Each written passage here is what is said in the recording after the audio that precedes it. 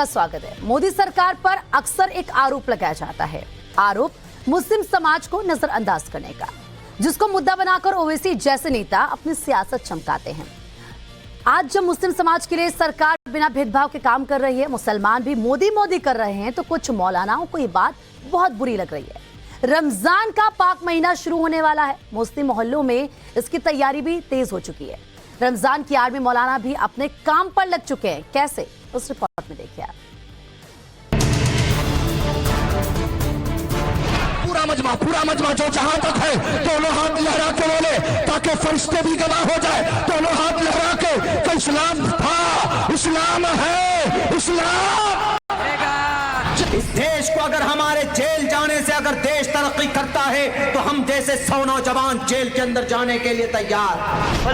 तुमने महबूब का दिल जी, अगर हुजूर से वफा की होती तो किसी की माँ ने ऐसा लाल पैदा न किया था जो तुम्हारे घरों पर बुलडोजर चला। वाइफ एंड हस्बैंड मिलेंगे जन्नत में, बच्चे नहीं पैदा होंगे।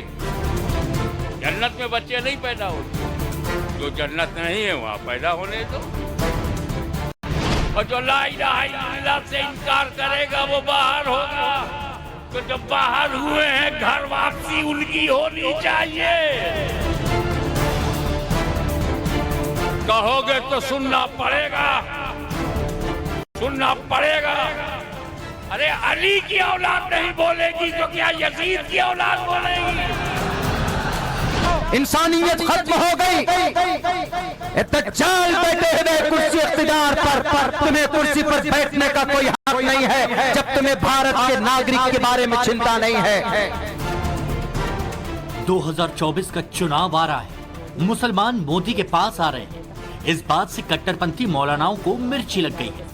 मोदी मौलानाओं के टारगेट पर आ गए हैं और इसका सैंपल सामने आ गया है। पहला सैंपल मौलाना अब्दुल्ला सलीम कमर चतुर्वेदी ने रिलीज किया। भड़काऊ पिक्चर को वायरल कराने के लिए मोदी, योगी और अमित शाह का कटआउट लगाया गया है। टाइटल है, ये दज्जाल बैठे हुए हैं कुर्सी पर, तुम्हें कुर्सी पर बैठने का कोई हक नहीं है। दूसरा सैंपल देखिए, मौलाना हाशमी मियां ने रिलीज किया है। लिखा है, बच्चों पर पाबंदी लगाने वाले इसे सुनो, हम 10 बच्चे पैकेज पैदा करेंगे। तीसरा सैंपल भी मौलाना हाशमी मियां ने रिलीज किया। बागेश्वर सरकार की फोटो के साथ लिखा है, ये किसकी औलाद है। चौथा सैंपल मौलाना अब्दुल्ला सलीम कमर चतुर्वेदी का है। लिखा है, मौलाना का सारे पंडितों को चैलेंज। इन सैंपलों से साफ है कि कट्टरपंथी मौलानाओं के टारगेट पर मोदी है, योगी है, हिंदू है और हिंदुओं के धर्मगुरु भी है। तो चक्की चल रही है, उसके दोनों पार्ट उल्टे हैं। मुफ्ती साहब, जो चक्की चल रही है उसके दोनों पार्ट उल्टे हैं। जो बेईमान है वो हमको बेईमान कहते हैं।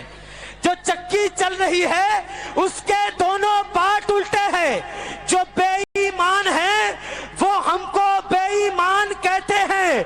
और जो दुनिया को सुनाई दे उसे कहते हैं खामोशी।